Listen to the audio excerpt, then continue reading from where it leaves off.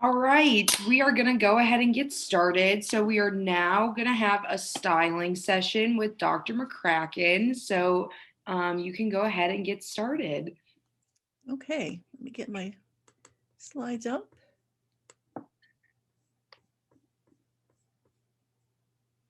Okay. So hello everybody, my name is Ariane McCracken and I'm a professor here at Iowa State, and I'm going to be talking about styling, both in general and also the course that I teach about styling.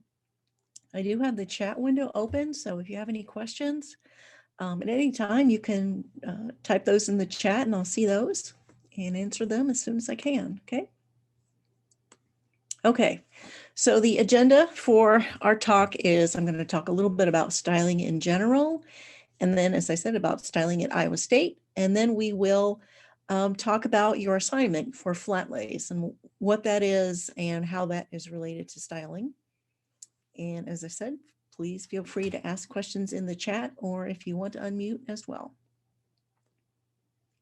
Okay, so styling. I think we all pretty much know what styling is, but I did want to describe some of the major areas where stylists work. So this is a table that kind of lays all that out, but probably the most maybe glamorous or one of the most glamorous areas where people work in styling is with fashion magazines, and that's called editorial.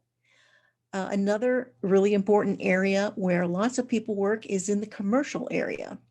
So that means people who style with, TV ads, or they work with lookbooks and e-commerce, or they're styling apparel for online websites for e-commerce. So there's definitely a lot of work in that area. Lots of people are needed, of course, in Hollywood to style characters in TV shows and films, translating the director's vision of the show into right down to what each character wears. That is obviously something that people are needed for. And then something that I think is growing and becoming more and more important is personal styling, where you would work, sometimes it's called personal shopping, but you would work with a client, an everyday person, and help to dress them, whether that be for, their first day on the job or for a special event. Maybe they're going to a wedding, something like that. And the celebrity version of that, celebrity styling, obviously where you'd work with, a famous person and do pretty much the same thing. And then there are some peripheral areas where people also do styling, such as working with props or doing food styling in like a food magazine. Also, there are people needed to style all the models on, each fashion show runway. Okay. And when you think about yourself, if you are interested in styling and you have been mad about fashion since you were in elementary school, maybe, or even before, you may already have people coming to you and asking for advice on how to dress, whether that be for a special event, or again, they just need something nice and they want your eye because they know you have expertise in this area. You're already kind of doing styling. That is really what personal styling is. So you've got that. You've got some knowledge and expertise that people who don't care about fashion so much, they don't have that. So you probably, because you're thinking about styling, because you're thinking about apparel and fashion, you probably already have a lot of trend information. You know what's coming in, you know what's going out of style. For styling, there are some additional things you need to think about that I think are really important. One of them is your communication skills. You really need to be a clear communicator. Listen to what your client is saying, both with their words and also with how they're already dressing. And this comes to the psychological aspect, because lots of people have issues with their bodies in society. Maybe you are working with a client who doesn't want to wear any sort of tight clothing, or maybe they don't want to show their arms. You have to work with that and respect those boundaries. And, sometimes stylists say they want to help push people's boundaries and get, a client to try something new. You have to kind of balance that with, these very personal idiosyncrasies that someone might have.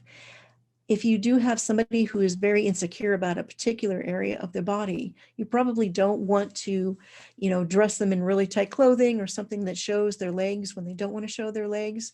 So you have to kind of balance all these things out and always keep an empathy and an understanding of your client, first and foremost, really. Beyond that, there are certain things that you probably already know a lot about, but certainly come into play when it comes to styling, such as personal style in general and sort of the various types of styles, such as the rock and roll kind of archetype, or if you're dressing somebody who is much more classic and serene, all these various sort of typologies that might come into play and understanding how to deal with them. How to best dress particular body types. Whether we're looking at people as fruit, the pear shape, the apple shape, things like that, and figuring out how to show those people's body types off, to their best advantage, or whether you're getting into the Kibbe body typing system, which is a little more involved, but again, is just really tasked with figuring out how to best dress somebody to make them look the best they can. Understanding sizing. Yeah, I think we all as consumers know that sizing, especially for women's clothing, is very complicated and not particularly logical. Sometimes the sizes, even within the same brand, can be totally different from another. A shirt might be totally different size than a sweater, and it can be really frustrating for any consumer to try and figure out what will actually fit them. So you as a stylist working with the customer, sometimes you have to do a lot of extra work to make sure that what you're picking actually is going to work with the body of your client. And then things like color theory, you know, does your client look better with warm colors? Do they look better with cool colors? Sometimes this has to do with skin tone and hair color, things of that nature. And oftentimes it's just your client's preference. I think individuals usually have pretty strong preferences for particular colors. And again, you need to listen to that and make sure you respect that. If you are thinking about going on to become a celebrity stylist, all of those requirements for personal styling come into play. But with celebrities, sometimes they are just normal people, but sometimes celebrities really are divas, whether they are just perfectionists or whether they're just hard to get along with. There is a certain amount of that with celebrities, and dealing with that and learning how to deal with that, appropriately. One, so you don't get walked all over, but two, so that you don't get fired immediately for maybe being too impertinent. Walking that fine line is extremely important.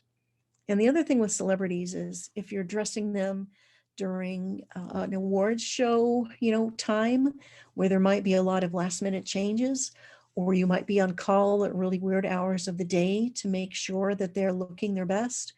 Again, you really have to adjust and roll with those changes. But getting back to personal styling, it is becoming more and more common for people to, everyday average people to use personal stylists. We see this with all of the apparel subscription boxes becoming so popular, such as Trunk Club or Stitch Fix, where there are actual stylists who fulfill the orders and they send them out and work, in that way with the client. That has certainly grown, certainly over the past year, since we can't really go out and shop maybe the way we usually like to. But a more traditional way of working with personal stylists is sometimes they're freelance people that we can get in contact with. Sometimes personal shoppers, they typically are employed by department stores, but they do pretty much the same thing. They'll work with the client, help pick out, garments or a look for a particular event, and gather them together, see if anything fits, see what the client likes or doesn't like, and move on from there. So there are many different ways of working as a personal stylist. Okay, so styling at Iowa State. First, I just wanted to walk through a very short sampling of stylists in a variety of areas who are all AMD, Iowa State grads, and who have actually spoken in this class. And just talk very quickly about all of them. So Cassandra Dittmer, she is a celebrity stylist. She has worked with all sorts of celebrities, including being a stylist for Bill and Melinda Gates when they would go in their press junkets around the world. So she has really interesting stories to tell about working with this foundation, her very strong and abiding interest in sustainability and ethical fashion. She has more recently also moved on to designing, where those principles that she is really invested in, she applies in her design work as well. Lindsay Driscoll, she has been a celebrity stylist for a long while. She worked at BET TV Entertainment. She went on the road with Prince for a couple of tours and styled him on the road. Now that she's married and has a family, she is more, staying in one place and working as a personal stylist and a visual merchandiser at the same time. Chelsea Volpe, she is a stylist based out of New York City and also a consultant. Patricia Gorham, she is a personal stylist, and she got her start working with friends and family and friends of friends and family. And then Miranda Nichols. She is a wardrobe stylist in Hollywood. She works with TV and films mainly and also ads. And she also does costume design work. So again, all of these people graduated from our program and they've really found their area and are really doing well in all their areas. So it's definitely doable. And then talking about the course that I actually teach, it's called AMD 288X. It is a 3-credit-hour course. It is taught as an 8-week class, so it's sped up. But it is a project-based class, meaning that I do some lecturing in the class, but what I really want students to do in the class and get out of it is actually doing a variety of different projects based on all these different areas of styling. To get that sort of realistic job preview so that they know, maybe they definitely do want to go into styling, or it's something they want to do on the side while they're working on merchandising, as their day job, perhaps. This course is part of the fashion communications option of our major, but all AMD majors can take this class and have been taking the class. So we study in this class, of course, editorial or fashion magazine styling. We do a lot of work with the variety of commercial styling applications. So such things as making a lookbook, doing some other e-commerce types of spreads. We do a personal styling assignment. We actually do some work looking at celebrities on the runway and how they're styled and kind of giving our 2 cents about what we think about that. We look at a variety of people working in wardrobe for film and TV.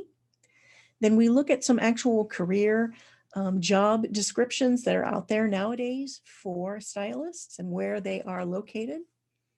And we talk also about the importance of an online presence for stylists, especially freelance stylists, because that is one of the major ways you can get your name out there.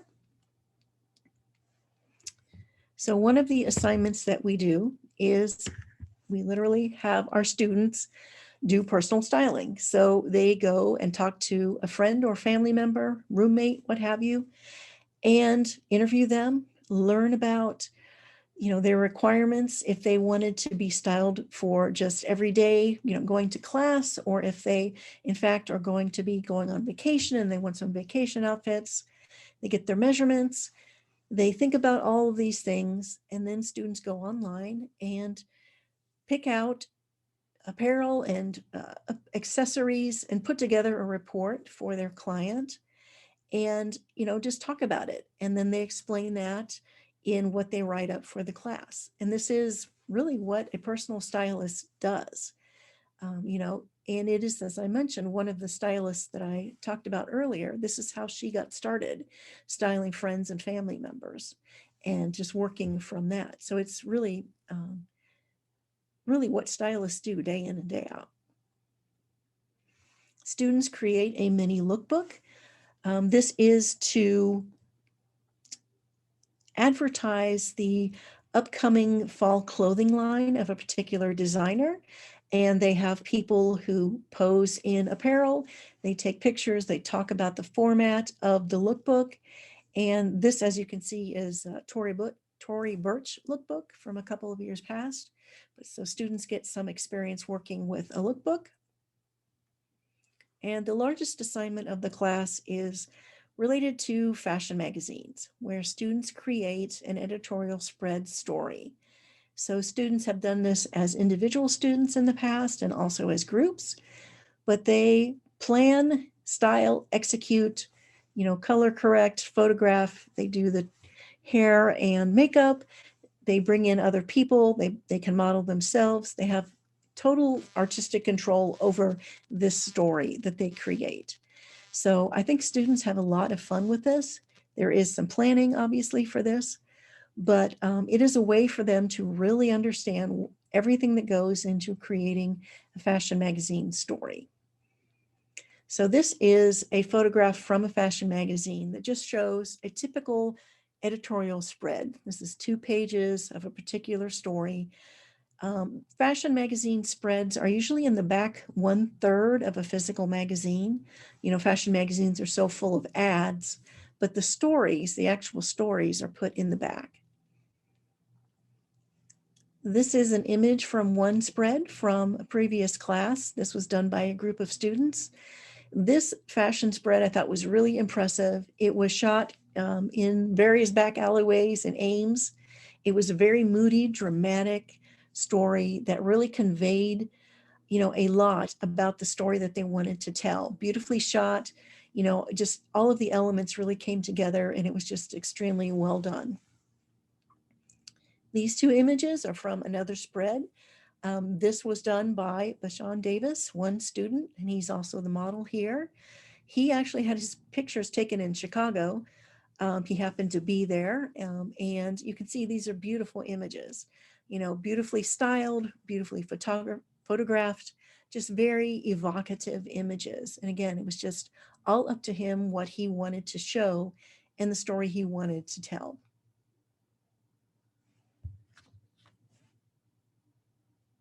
Okay. And I have some general suggestions for you to think about as far as styling goes.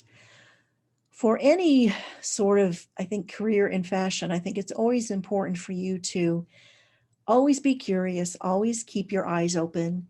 You never know what is going to spark your imagination and creativity.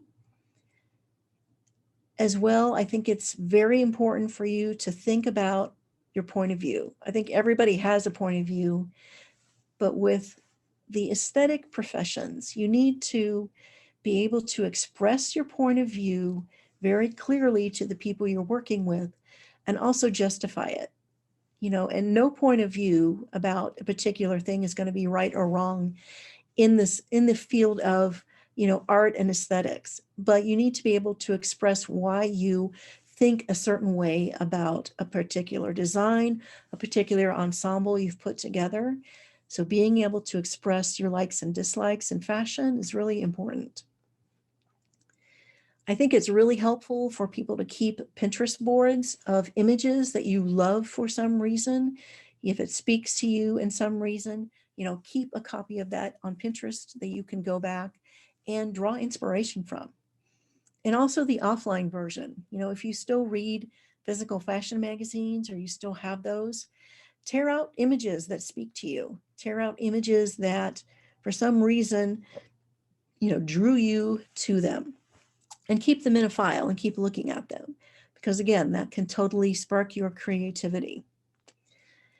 When we think about art and fashion, go even look at art books. If you look at, go to the library and look at art or photography books, what eras in art history do you really like? Do you like ancient Egyptian art? Or do you like modern art? What do you like and why do you like it? Do you like the colors of a particular period? Do you like just the what's shown? Do you like landscapes? Do you like, paintings with people? Do you like abstract art? What do you like and why? And again, all of this is sort of educating your eye visually, which is something I think that can really, really help you.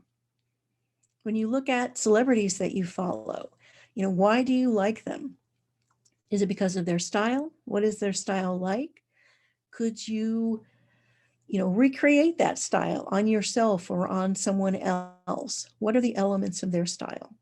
And then if you follow people on Instagram or TikTok, why do you follow them? Is it because of their style? Is it because of their personality? Why do you like them? What is their style like? How would you describe their style to somebody who didn't know who they were? All of these things I think can help you develop your eye, develop your point of view. And that is really, I think, very important in fashion, in design, in merchandising, in product development, and certainly in styling. And then one other thing that we do, and you might think about doing later on, you could go home and do this, that will again help you think about your point of view and your eye. There are tons of red carpet videos on YouTube. If you think about any award show, often the red carpet where the celebrities walk the red carpet, sometimes that's way more entertaining than the actual award show. One of the assignments I have students do is watch one of these videos, a red carpet, 10-minute video, and figure out who you think is the three best people on the runway and the three worst dressed people on the runway. And figure out why you think each of those people is either best dressed or worst dressed. How would you describe your thoughts about each person's ensemble? Is their hair looking ridiculous? Have they got everything put together? Or are they wearing the wrong color? What exactly are you seeing, and how would you describe that? And then for the worst dressed people, I ask students to give a suggestion to that celebrity as to how they could get off the worst dressed list. Do they need to wear a different silhouette? Do they need to wear, a different color? What exactly would get them off of the worst dress list? And you can certainly do this at any time. And this again will help you develop your eye and your point of view. We do not do a lot of staging as far as home staging. That is definitely related to styling. I would say that lifestyle is a kind of a big term, but some of those things we do come in, but because this is an 8-week class, I can't actually include everything that I want to include in the class. But yes, those are definitely lifestyle, styling, event staging, and home staging are all related to styling, but we don't do a lot of work in those areas. But good question. Okay, so I think you were all getting an email that you would be working on perhaps making a flat lay today.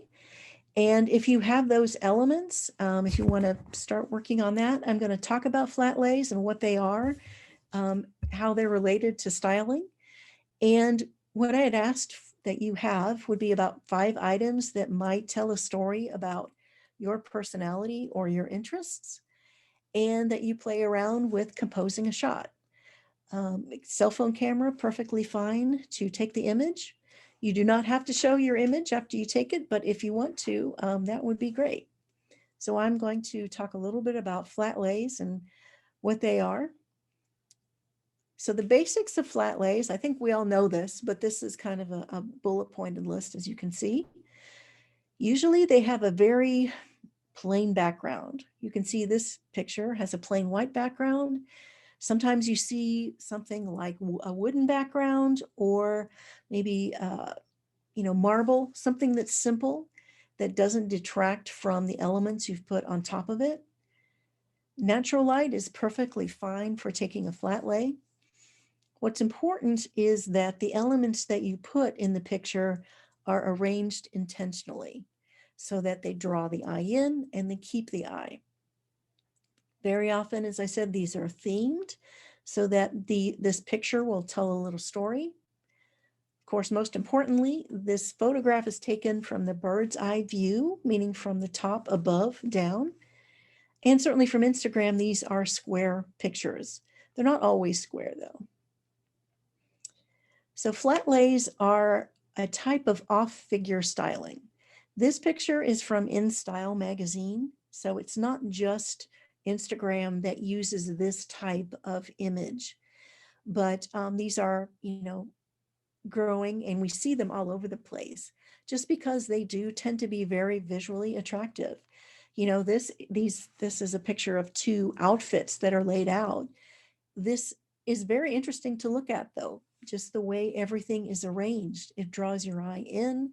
You've got the playfulness of the belt on the left, the garment on the left, the shirt, the striped shirt.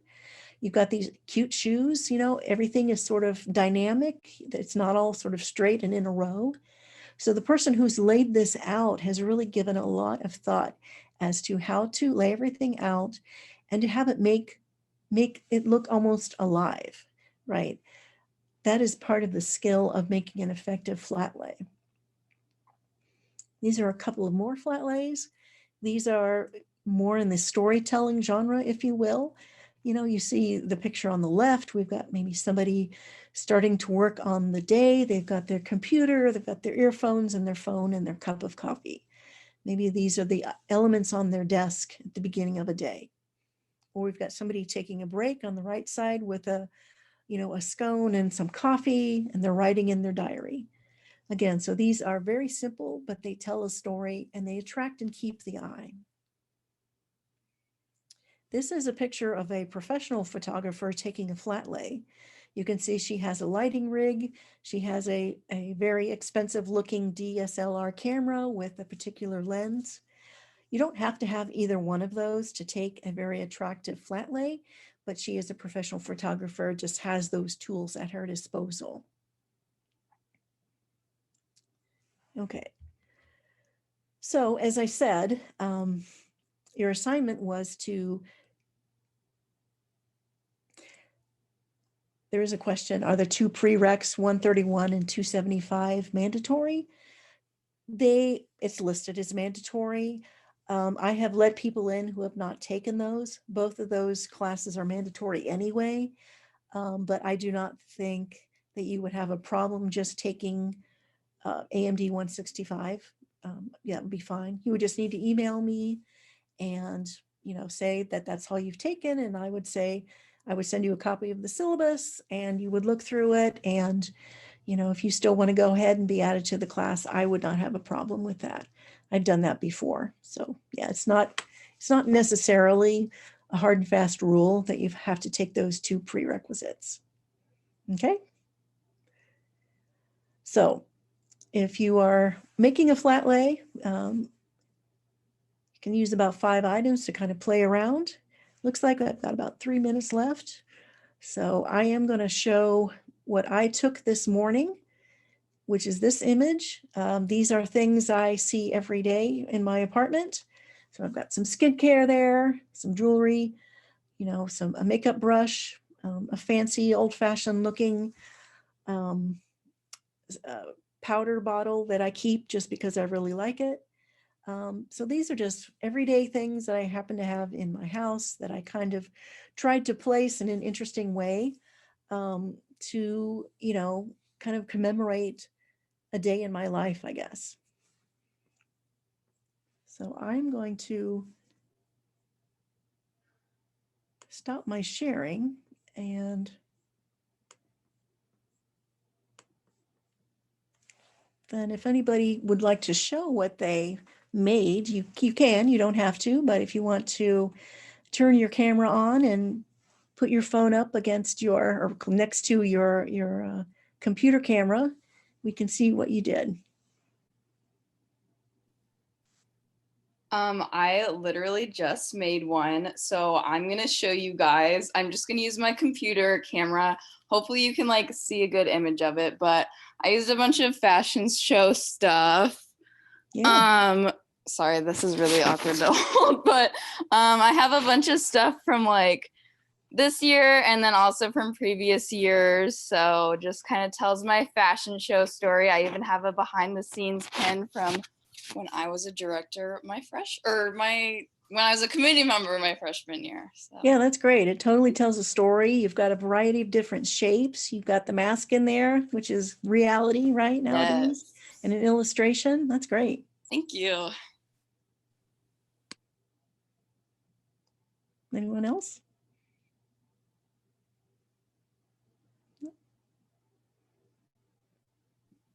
If anyone has any further questions too, feel free to put them in the chat.